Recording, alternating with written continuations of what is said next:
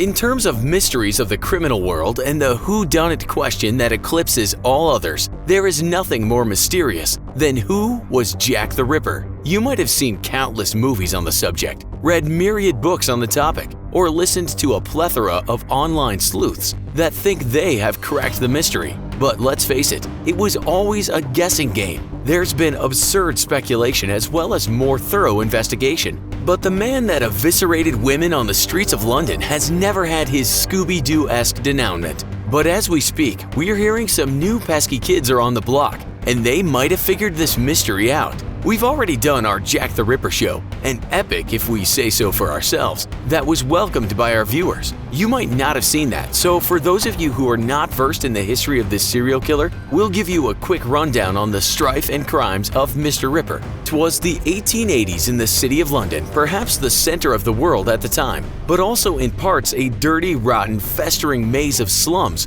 replete with wandering gin addicts and foul-mouthed harlots. London was experiencing a population explosion, with immigrants from around the world coming to the great city to find work. But it wasn't exactly the land of hope and glory for everybody, and some of the streets in the poorer east end of the city were a long way from being a yellow brick road. The rise in population not surprisingly caused friction between the new denizens and the ones born on the cobbled streets, while the factory owners were happy for the cheap labor.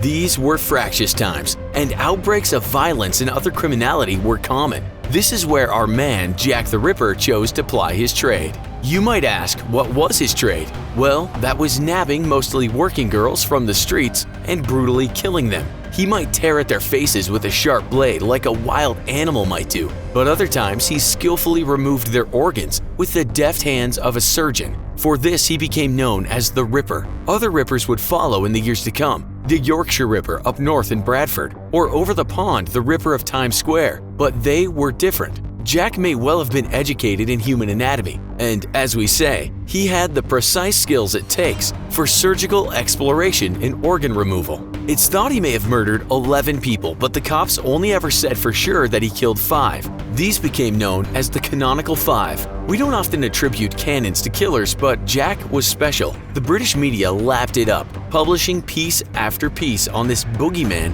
that wandered the dark streets at night. Police interviewed thousands of Londoners. They summarily locked up people, hired sleuths, and patrolled the streets and alleyways 24/7. But Jack eluded them. Was he a surgeon? A physician? Was he some educated upper-class untouchable? What made things worse is police received letters, many with atrocious grammar and spelling skills, which were supposedly from the killer. Many were just hoaxes written by bored East Enders who had little or no respect for the cops. But one letter titled "From Hell" police believed was real. They never got their man, and the case went on for years. There have been some main suspects over time, and no, serious ripperologists don't give credence to the possibility of him being the aristocrat Prince Albert Victor Christian Edward, the Duke of Clarence. That just makes a compelling tale, and something the poor disenfranchised Brits would love to be true, because it might vindicate their conviction of the ruling class being wicked.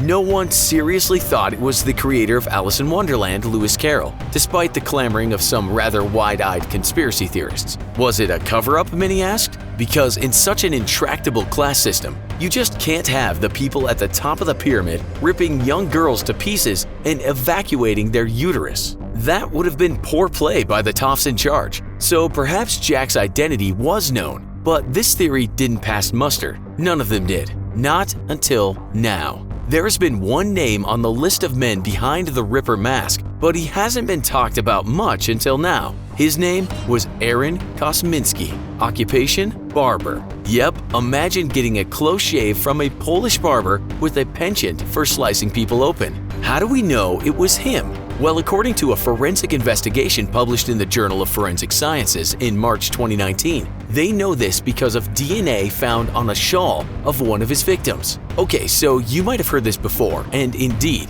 in our very own Jack the Ripper show, we said there was one theory about Kosminski because of his DNA. But the trouble back then was that none of the DNA evidence was supported. It was mostly down to a well-off businessman and Ripper researcher called Russell Edwards. The thing is, that evidence was not peer-reviewed by any number of other scientists. It has been now. We're told that two researchers called Jari Lohelainen and David Miller ran genetic tests on semen and blood on that shawl we just mentioned that was found next to the murdered Catherine Eddowes. They then compared mitochondrial DNA from Eddowes' present family members, as well as people from the present Kosminski family. They concluded that the Ripper was indeed one of their ancestors. They also said it's very likely Jack the Ripper had blue eyes and brown hair. And this is what many mainstream news media was reporting. Finally, we found our man. Jack the Lad was a 23-year-old Pole that went to London and trimmed mustaches, cut hair, and also the odd stomach wide open. Researchers wrote in that paper that the shawl referred to in this paper is the only piece of physical evidence known to be associated with these murders. The DNA found on that shawl should be passed down from mother to mother,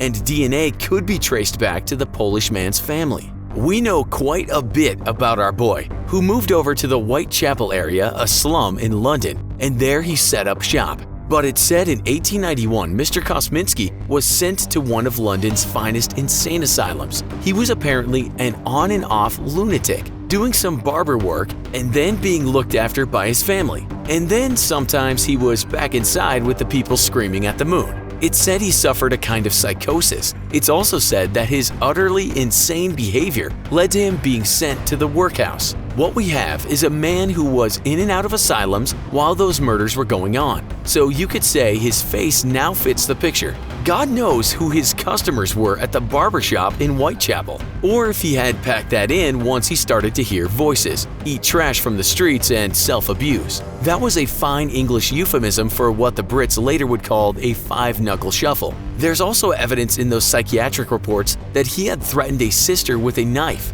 The thing is, of course, he doesn't sound much like a skilled surgeon, nor a man who was adroit enough to never leave any evidence behind. And then we have the naysayers. These critics were doubtful of the first time the Polish man was connected to the murders, and say the latest conclusions were partly predicated on that original 2014 paper. Forbes reported just after everyone was saying finally we found him, that the new paper contained 3 parts hogwash. We're sorry to burst your bubble, but Forbes cites a group of archaeological geneticists who said that even if the shawl was left behind by a victim, still the way it's been handled since would render DNA analysis cripplingly problematic. Why is that? Well, it's been an item over the year that has been passed around, touched by many, many hands, and left in places for people to view. It's hardly a fine specimen for DNA analysis, said the scientists. Another British geneticist wrote this: "How did this ever get past review? Primers not listed, data not presented. Was it done in a proper forensic DNA lab?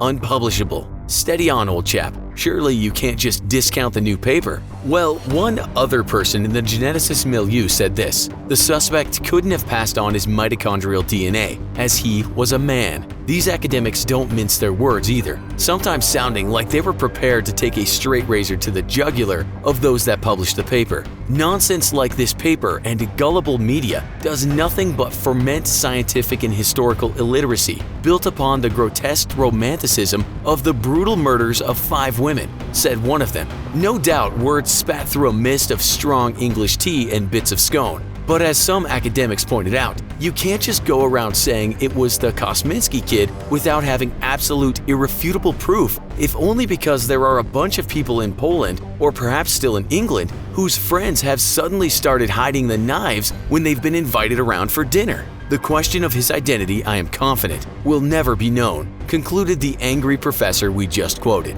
As some commenters say, if Kosminski did do it, was he really clever enough to just disappear after each murder? How come he never told anyone else, not even when he was locked up? Where did he get the surgical skills from? Can we not find out if any one of the murders happened during the spurts he had outside of the asylum? As for the new evidence, the researchers have admitted that they would not use it if it were for a present criminal trial. Can we rely on that shawl and the new results? We might tell you what one other scientist in the biogame said, and he was less critical than that angry mob of geneticists. The data, at least in the weak form presented here, increased the likelihood that Aaron Kosminski, who was a suspect in the murders, was the killer, he said. But we're a long way from knowing who butchered those 5 women. Caveat lector. What do you think about all of this? Tell us in the comments. Also, be sure to check out our other show, Why Was Jack the Ripper Never Found? Thanks for watching, and as always, don't forget to like, share, and subscribe. We'll see you next time.